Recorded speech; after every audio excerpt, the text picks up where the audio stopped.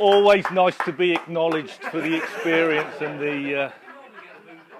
experience and content you're about to deliver. When Tony asked me to present this presentation, I'll just give you a little bit of context. I delivered it last week as part of my assessment criteria for the PGCE. So if I'm feeling nervous now, it was nothing like I felt last week. So I'm just trying to disseminate in my own mind what's more nerve-wracking, standing before you or doing the course last week. And having seen you maul poor Tom last night, I'm beginning to edge us a little bit here. I'm led to believe he's on a suicide watch somewhere. So anyway, let me put into context where we're coming from. So part of this PGCE has been a really big, has made a big impact on me as a coach. The last time I had any formal education was back in 1978. So for me to come on and do this was a bit of a shock to the system. But what it has done, it's made me look at how we do the job and look at it in a different light. And I think I can speak for the people that are on it, that it's had a big impact on how we see our roles now within the delivery of the course and the impact that's had. I've been a coach educator now since 1985. I've been delivering prelim level 2s from probably 1987. So the way that I've delivered has been the old style, the way of modeling what we think is good practice and then expecting learners to come on the course, take away what I've given them and become good coaches. So since August, all right, the ethos has been totally different. The ethos is around understanding the focus is now on facilitating rather than teaching. And it's around giving the learner the opportunity to come on the course and utilize his experiences on it. All right. And within the game or the game practices that we're delivering, the way that we deliver information now is really different to how I used to deliver it. We've gone down a game-related approach to practice. And one of the things that I've looked at is how questioning plays a big part in that. So in terms of utilising the game as a coaching tool to deliver content is how we then find out what the learners on the course have understood. We've gone down that game-centered approach because we believe that it develops critical thinking and we make it, give them the opportunity to problem solve. So all those things that are coming into the new course, all right, fits quite well, if you like, with the vision for coaches that we've got. All right, we want to create or empower, if you like, inspire and support excellent developers of creative players and coaches. So how do we do that?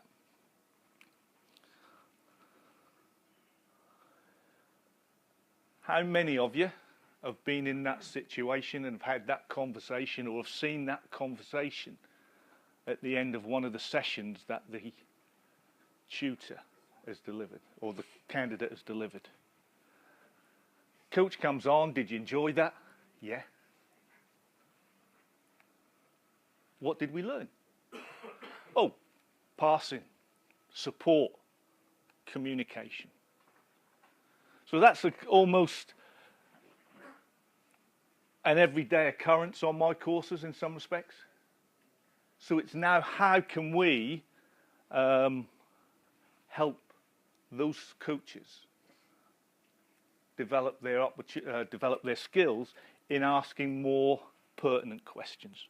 So this is something that I looked at in terms of the assessment that I had to deliver. Going through the research,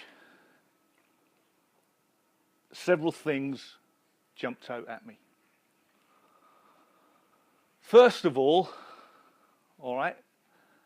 the observational studies that have been done have shown a high proportion of questions that are asked are closed questions.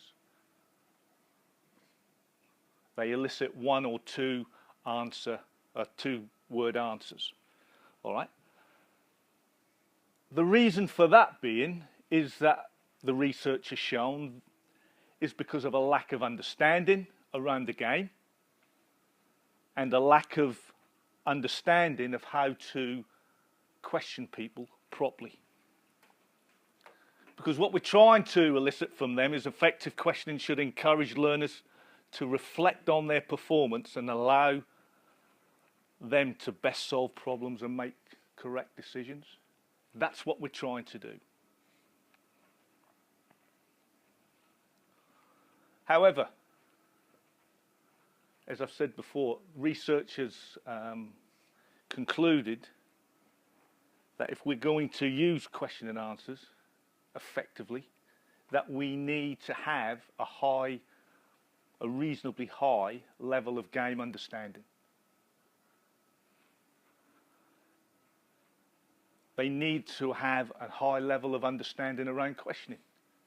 If not, then the effective learning that they want to try and get out of it is going to be limited. So we're trying to develop coaches with higher, and players with higher order thinking skills. So the quote that I've used a lot, if you want to ask, or if you want better answers, ask better questions. So this is really about the how we go about asking questions. Everyone I've spoken to, everyone that I see who utilise or talk about questioning, talk about Bloom's taxonomy. That's the thing, or the one thing that everyone comes back at me at. Or we use Bloom's taxonomy.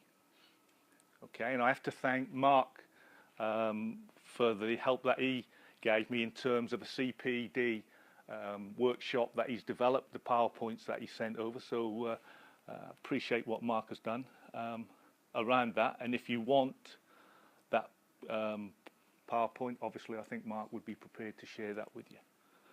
But when you look at that taxonomy, all right, again, it sells itself as a really complicated way of questioning.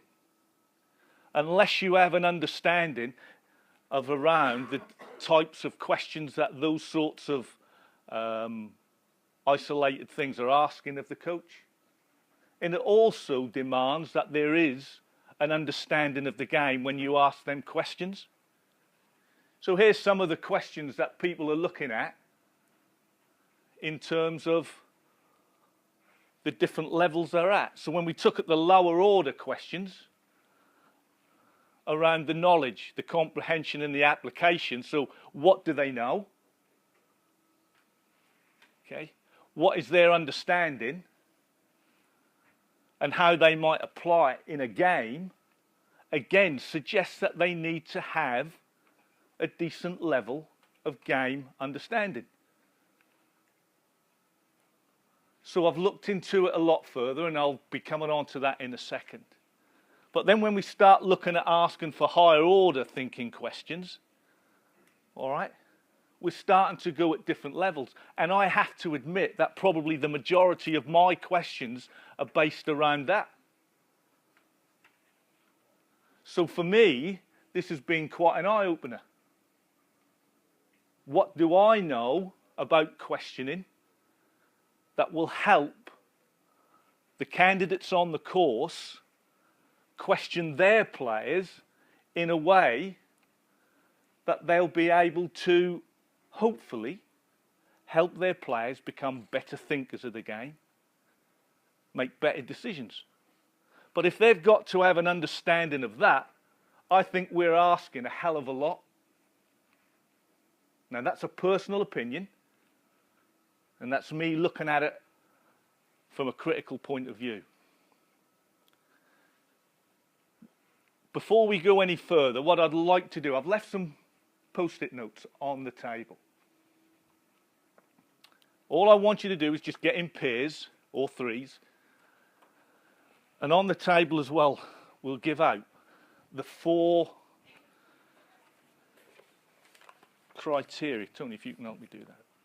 What they are the feedback sheets that the candidates come on and fill in, and the peer-to-peer feedback that they have. For us to be able to give them a better understanding of the questions that need to be asked, we need to model that.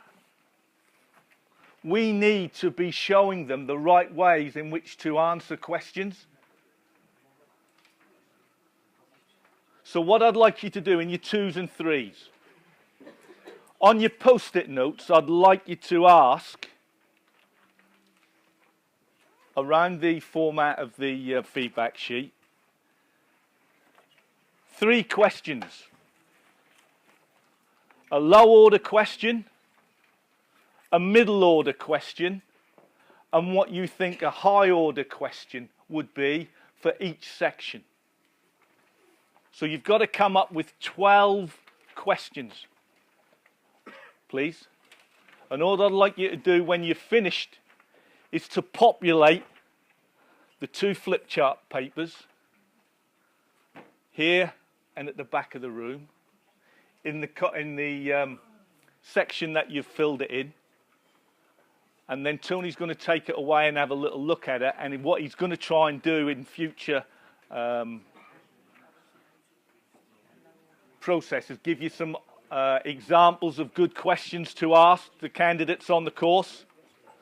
So I'm going to give you 10 minutes to do that and get it populated on the table, please.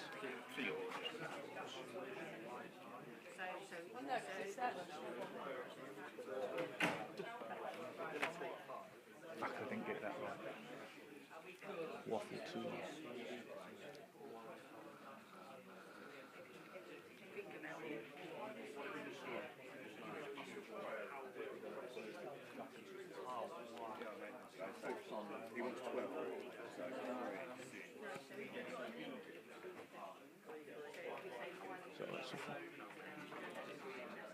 Get my glasses.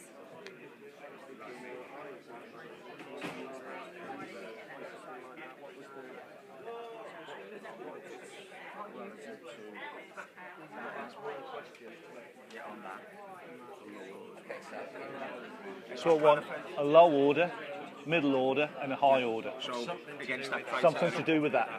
Yeah. Yeah. Yeah.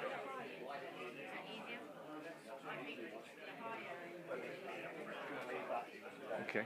And then if you just give me a nod before you start again, and then All right. what I'll do is when I edit it up, if you're speaking to any of the tables that would make Yeah. sense.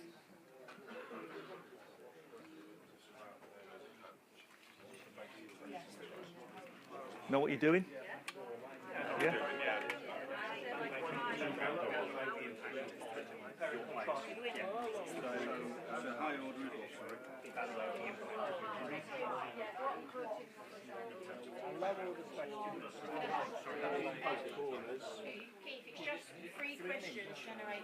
Three questions in each section. So low, middle, high, low, middle, high.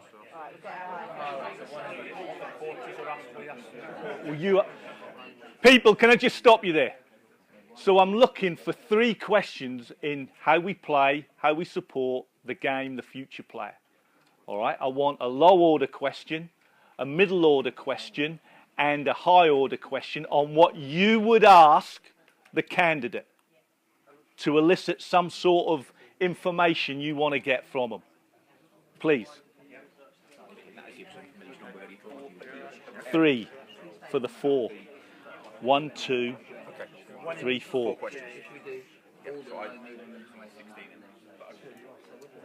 12. 3, 6, 9, 12. 12 questions.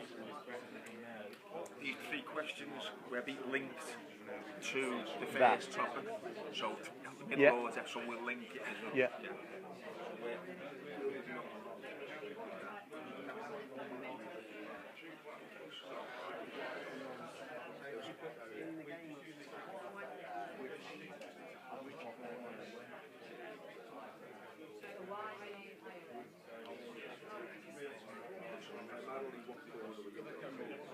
So level 2, how would you say it?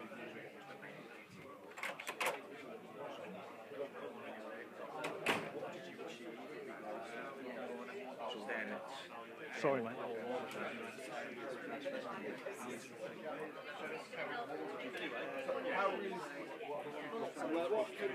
Why did you wait? If you look at a low order, Oh, can I come through? about just an explanation.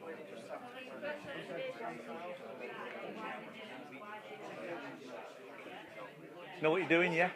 Done it? Kind of. What sort of, just trying to struggle around the context of it.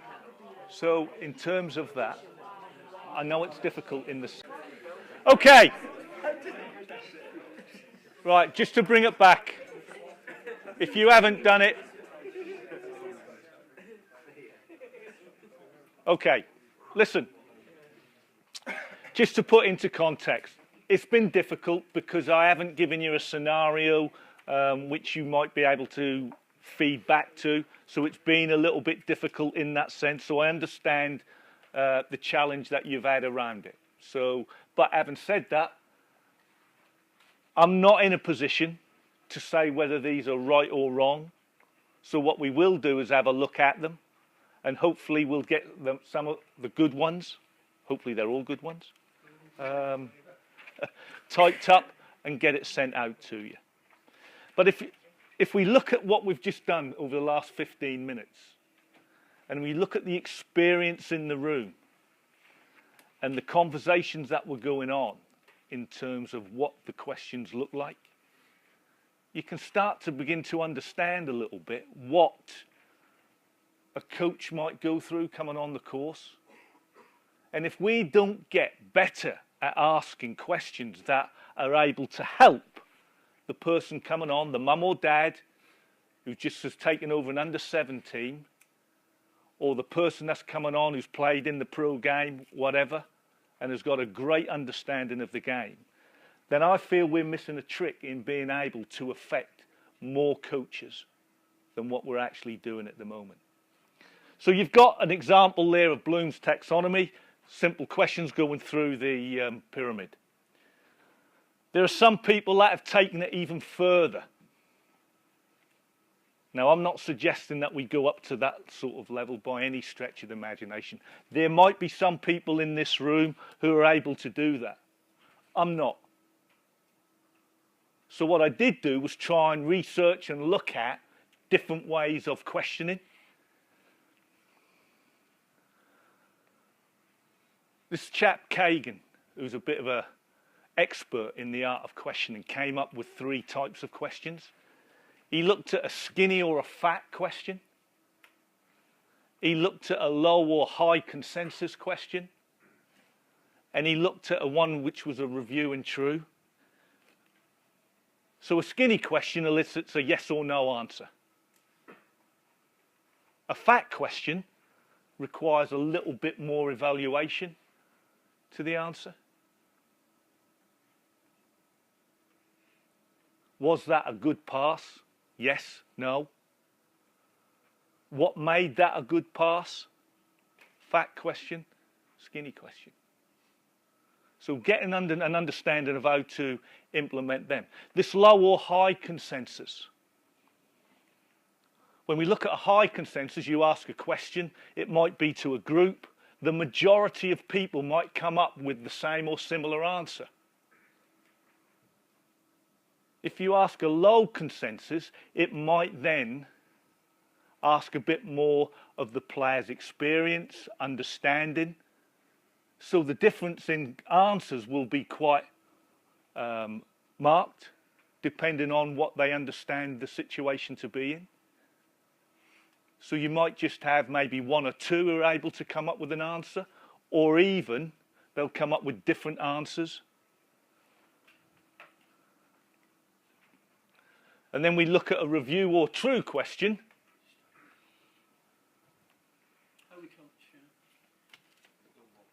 When we start looking at review, what do we ask of them? We ask them to recall information.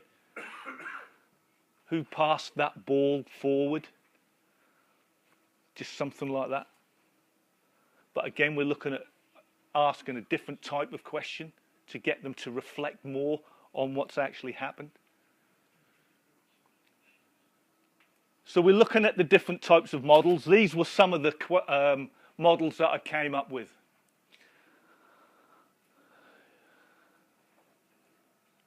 This one at the top. Initiate, respond, evaluate and feedback. That's the traditional question. That's what we're all used to. That's normally what the coaches end up displaying when they utilise question and answer. But there's another three that I think might help the person who doesn't have a high level of understanding around the game or the use of questioning. So the first one, quite an easy format. Did you get to the ball quickly? Yes or no? Why is it important to slow down? So the player doesn't dribble past you. Okay, quite easy questions. Did you get low? Yes or no? Why is that important? So you're getting the question, you're initiating a response, and then you're getting feedback from the person who's doing it.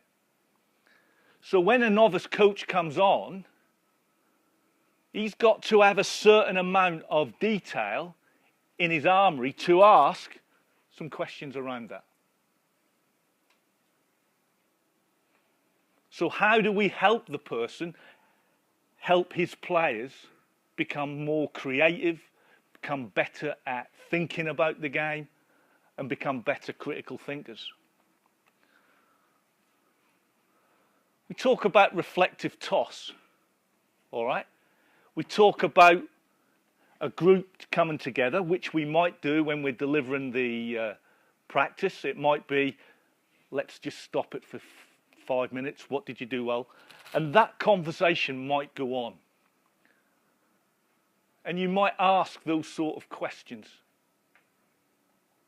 And you might try and elicit that conversation. And it's really reflecting on what's gone on. Again, that's quite an advanced form of questioning model. My suggestion was around the debate of ideas. And what we're trying to do with this question strategy is look at the process. Look at what's actually gone on and allowed players to start thinking about what they've actually done. So what's the opposition doing to us that's causing us a problem? Now the onus is on the player to come up with what they think is the problem. They might come up with a variety of answers. Whatever, but at least they're starting to think and they're starting to get them to give opinions, getting them to speak, getting them to talk to each other. When we talk about hitting the social corner, all right, and we talk about communication, instead of getting the coach shouting, come on, we ain't communicating from the side, how do we get them to communicate? What sort of things do we need to counteract the strengths of the team? So you're giving them an opportunity to look at the process rather than utilising what limited knowledge they have to elicit answers from them.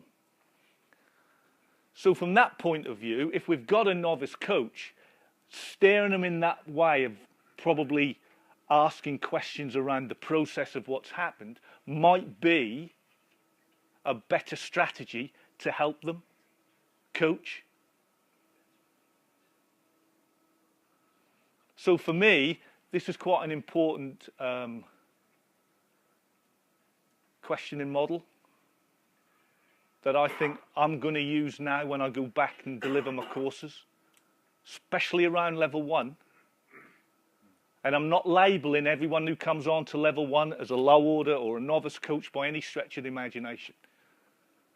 But I think we've got to give them strategies on how they're going to be able to coach within a game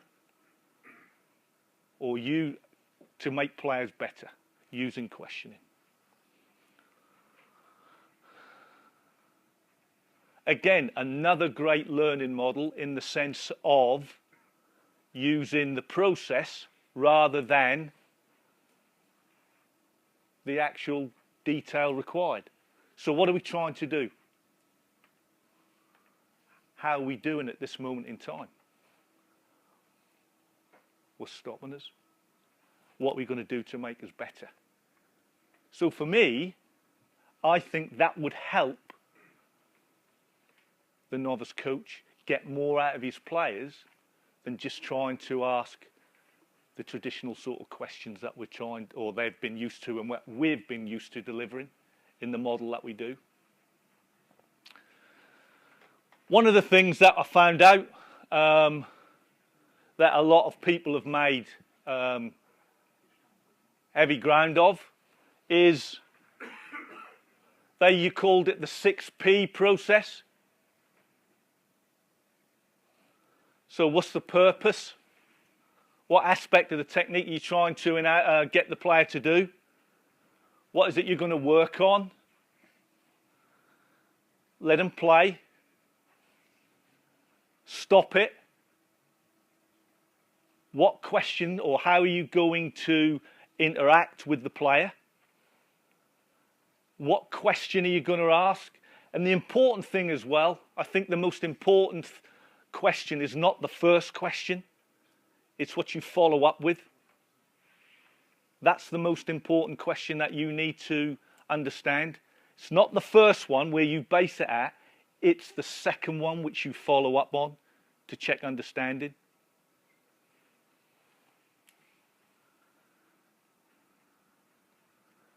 And then what you do after that, you go and plan your next session. Now, they've made quite a big deal out of that. All right, from the research that I've looked at. All right, something simpler, which is what we do already. So utilising the FA learning cycle. So for me, we've got the vehicle. We've got the, if you like, all the stuff that's required. It's just now, what do we put into the car to make it run? What strategies are we incorporating to help coaches coach utilising a game-based approach to the courses that we're delivering? And if we can do that better, then we might have a great chance of developing coaches in the way that we want them. But at this minute in time, I can't see anything on our courses that relate to anything around questioning that would help the coaches become better at it. And if we're going down a game-based approach, which we have, all right, we have to accept that questioning is going to play a huge part of it if it's going to be effective. So just a few things that I'm just going to add there. And this is probably teaching grannies to suck eggs, so I apologise if I am. So the challenge would be that you plan your questions in a logical order. Know the people you're working with. Do you need to ask low-order questions? Do you need to ask high-order questions, depending on the person you're working with? What's your follow-up question? And have that planned. but only be prepared to ask one question at a time. Because we've all been in that situation where we'll ask a question and then 5 seconds later we'll answer it. So the last bit is to be prepared for silence and hold back. And I hadn't come across that before until I'd worked with Jamie. And he taught me that. But that's a big lesson that I've taken on board, and I can't believe how effective it is. So for me, questioning is going to be a huge part of how I deliver now. And the challenge that I'm going to have is get myself to a situation where I can be fluent, if you like, in able to ask low, middle, high order questions. So thank you for your time, troops. It's been a pleasure. I'm not going to go through all those papers that I've read, but just to show you that there's been a little bit of homework go on into coming up with that. So, Tony, oh, sorry. Now, you can ask questions, but listen. One each. But it's going to be a low order question. I'm not answering any middle or high order question. And remember, I don't come at you as an expert. It's going to be a lot of silence. There's going to be a lot of silence. So any middle or high order questions or what's good? Okay. I was going to say a lot of the stuff is around one-to-one interactions, but also you get group questions where you've got a group of them, and how you bounce that question around and how you facilitate that is also an art. Absolutely, absolutely.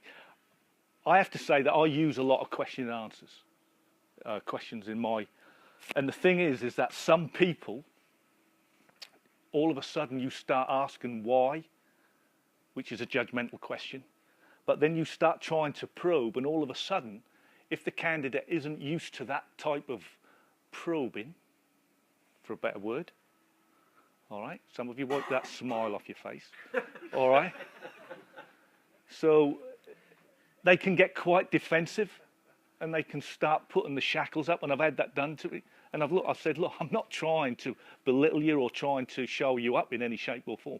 I'm just trying to check understanding and look for the rationale of why you do it. So you're right, but it is an art to do it. You mentioned the second question being the most important, which is vital. So with regards to the planning of questions, that could be sometimes an open-ended route depending on the response of that second. Absolutely. I think the danger for us as assessors is assuming what the response means. Because we can sometimes formulate what we perceive to be the knowledge that we're hearing, and then go down the wrong track. So I think it's vitally important that we analyse what has been said and the meaning of it before going down the track. Absolutely. And that was just going to be my second point, which is the importance of actually listening to the answer. Yeah. Because sometimes we often ask the question and we've already got the answer in our head. We've failed to listen to the actual response. I think one of the problems, that the commonalities that seem to be coming out of our get-togethers are that novice learners have pretty generally fragile conceptions in terms of game understanding, and therefore it's difficult for them to intervene, look at that picture, connect that with the outcomes that they're trying to get, and then ask the right questions. I think that's really difficult. Absolutely. And therefore, I think having some kind of a model like the GROW model that you went back to, so that could be a strategy that relatively inexperienced coaches might pick up on. Absolutely. And it might, I think, probably if you could send that out, I think that would be really useful. All the research that's going on at the minute suggests that the use of questioning isn't being done in the right way, because people just haven't got or game understanding to really ask pertinent questions.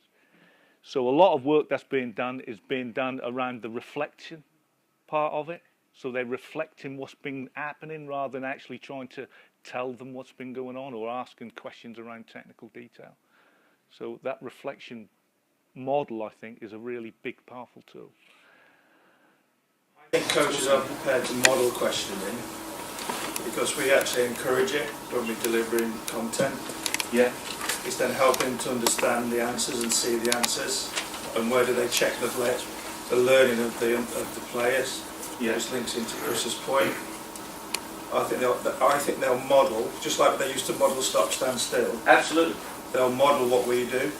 But what I'm saying, Andy, in that sense is, if we aren't modelling it correctly, then they'll just model, like you say, what we've done in the past. So it was just why I thought that this subject was really important in the way that if we're going to model, and we do, make sure that we do it right, so the people can go away and be able to be more effective in their environment. And I'm just looking at where does that fit, you know, you were saying about I'm going to do this at level 1. I'll be doing it all then. We probably do it at all levels, but it's just where do we pitch it? Because if we look at level 1 competencies, what are we expecting from a level 1 coach then if we feel this is really important? So in my set, in level 1, do they need to give any feedback?